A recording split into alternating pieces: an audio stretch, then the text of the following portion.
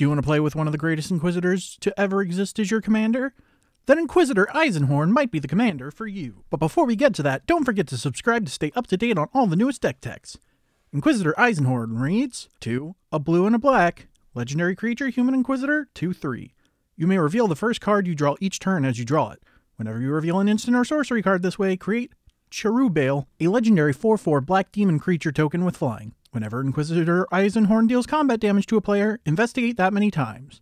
Create a clue token. It's an artifact with pay 2, sacrifice this artifact, draw a card. This is an interesting commander that kind of wants to go in two different directions. You could go all in on instants and sorceries as well as a sacrifice engine to get the Cherubale over and over again to sacrifice for value. Or you could really lean into the commander damage part and clue tribal cards as well as animating a bunch of clues to swing in for the win. Either of these strategies are completely valid, but we're going to split the difference and try to do a little bit of everything here. But if you decide you want to stick to a single strategy, that is a completely viable option. So, first things first, we want Cherubale to sacrifice. We're going to need some card draw as well as instants and sorceries. Fortunately, we run cards that accomplish both of these. Ponder is 1 blue, sorcery, look at the top 3 cards of your library, then put them back in any order. You may shuffle, draw a card.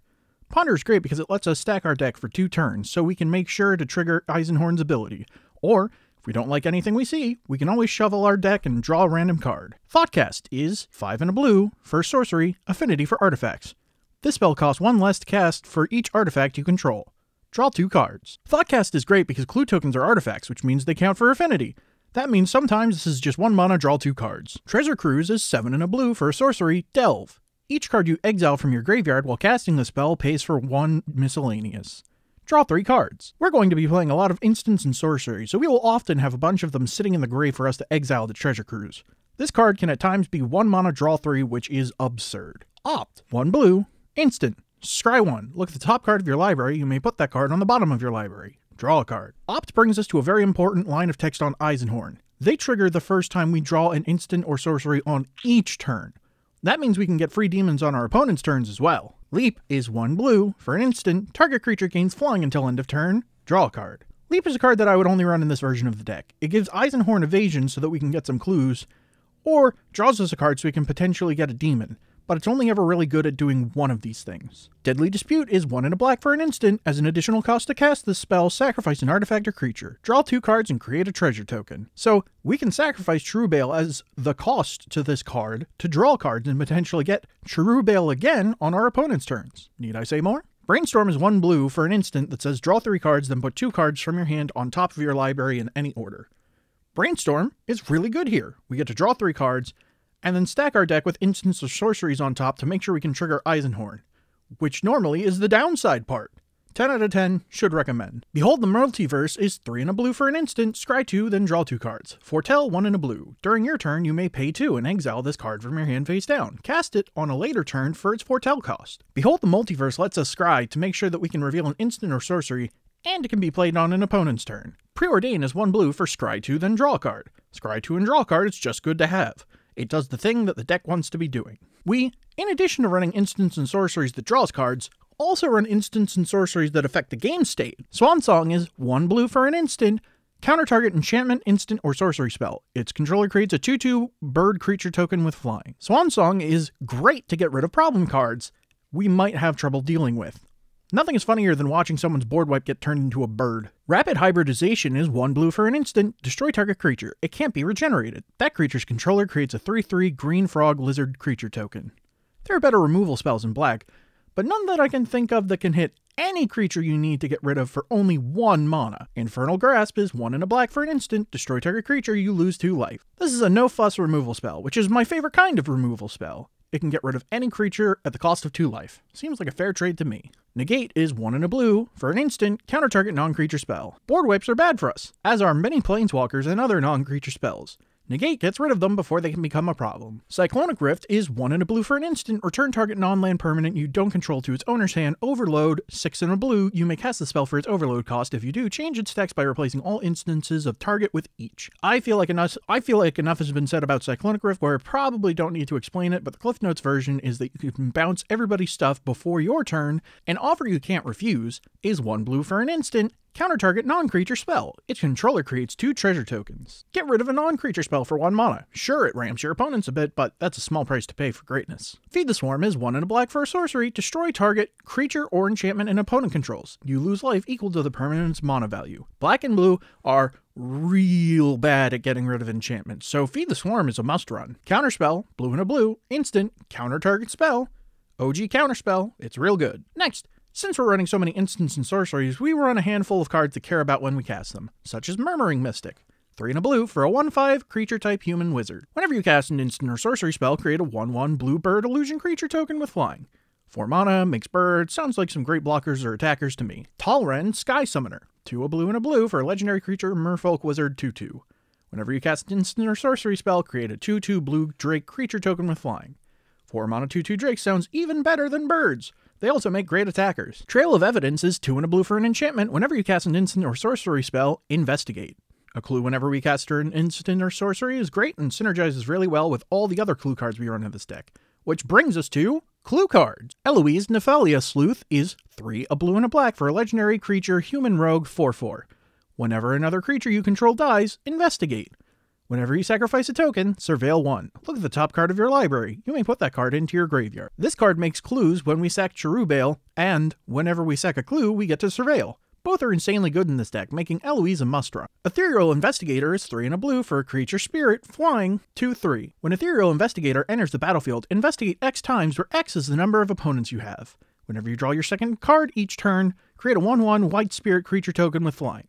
Ethereal Investigator makes a few clues and makes spirits when we draw a couple cards, which is something we hope to be doing quite often in this deck. Cyberdrive Awakener is a 5 and a blue for an artifact creature construct 4/4 with flying. Other artifact creatures you control have flying. When Cyberdrive Awakener enters the battlefield until end of turn, each non-creature artifact you control becomes an artifact creature with base power and toughness 4/4. Cyberdrive Awakener can end games on the spot if you have enough clues laying around. Making a bunch of flying 4/4s for the turn can put some commander decks into a really bad spot. Disciple of the Vault is 1 black for a creature human cleric 1/1. Whenever an artifact is put into a graveyard from the battlefield, you may have target opponent lose 1 life. Clues hit the graveyard before they disappear into the aether, no longer to be interacted with. Because of that, Disciple of the Vault lets us ping our opponents for 1. Nothing too crazy, but some extra damage never hurts. Academy Manufacturer is 3 for an artifact creature assembly worker 1/3. If you would create a clue, food, or treasure token, instead create 1 of each.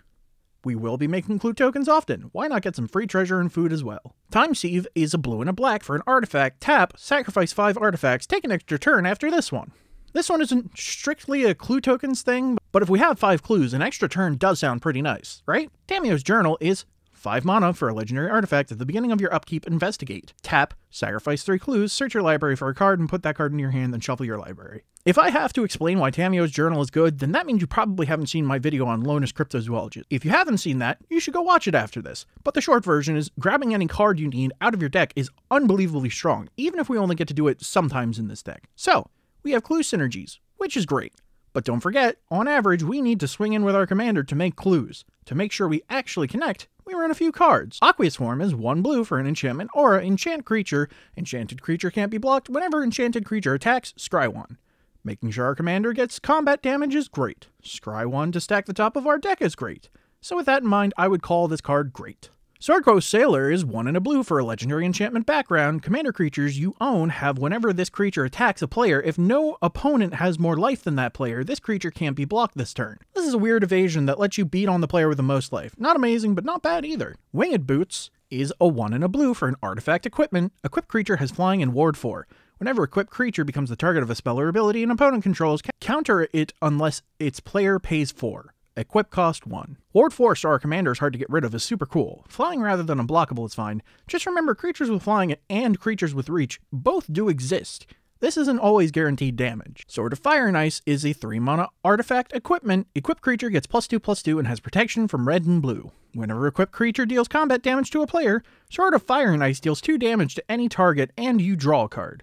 Drawing cards during our turn is fine. 2 damage to any target can get rid of problematic creatures. This also bumps up the number of clues we make off of Eisenhorn. Gavel of the Righteous is a 2-mana artifact equipment. At the beginning of combat on your turn, put a charge counter on Gavel of the Righteous. Equipped creature gets +1/+1 for each counter on Gavel of the Righteous. As long as Gavel of the Righteous has 4 or more counters on it, equipped creature has Double Strike. Equip, pay 3, or remove a counter from Gavel of the Righteous. This giving Eisenhorn Double Strike potentially is really cool. Doubling up on clues is a great addition. Cranial Plating. 2. Artifact equipment. Equipped creature gets +1/+0 for each artifact you control. Black. Attach cranial plating to target creature you control. Equip cost 1. This card's damage being buffed by the number of clues you have is really good. You can also equip it at instant speed using the black ability. Whisper Silk Cloak is 3 mana for an artifact equipment. Equipped creature can't be blocked and has Shroud. Equip 2.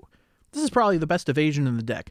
Hexproof would be better than Shroud, but Unblockable that doesn't get eliminated by a board wipe is super sweet. Next we have cards that trigger off of Sacrificing True Bale, or Sacrificing True Bale for value. Ayara, First of Lochthwain, is black, legendary creature Elf Noble, 2/3. Whenever Ayara, First of Lochthwain, or another black creature enters the battlefield under your control, each opponent loses 1 life and you gain 1 life. Tap, sacrifice another creature, draw a card. Ayara lets us ping our opponents every time we summon our demon friend. They can also sacrifice them to draw us a card to get them back potentially. Erebos Bleakhearted is 3 and a black for a legendary enchantment creature, God. 5/6 with Indestructible. As long as your devotion to black is less than 5, Erebos isn't a creature. Whenever another creature you control dies, you may pay 2 life. If you do, draw a card. 1 and a black, sacrifice another creature. Target creature gets -2, -1 until end of turn. We're mostly here for the text that says we can pay life to draw cards.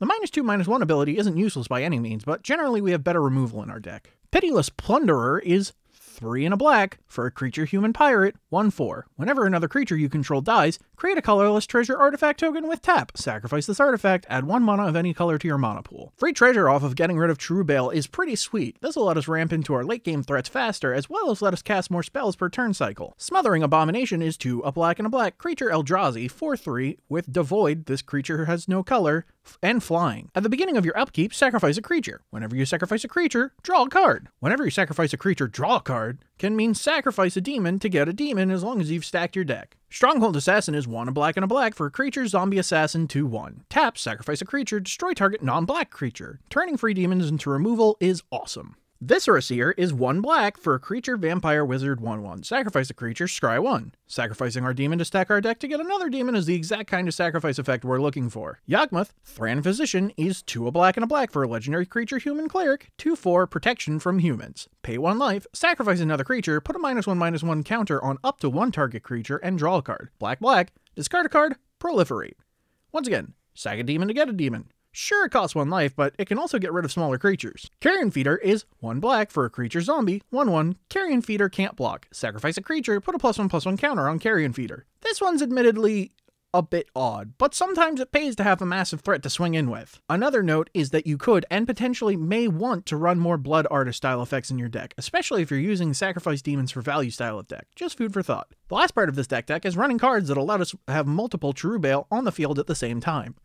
Mirror Box is a 3-mana artifact. The legend rule does not apply to permanents you control. Each legendary creature you control gets +1/+1. Each non-token creature you control gets +1/+1 for each other creature you control with the same name as that creature. And Mirror Gallery. 5 mana. The legend rule doesn't apply. Just a way to have multiple demons out and swing in the air with them. Not a bad inclusion. And that's it. That's the deck. Did I miss anything? If so, let me know in the comments below. If you want to support me, you can always hit up my Patreon in the link below. But even if you just subscribe, know that's plenty enough for me. Thank you for your time and have a wonderful day.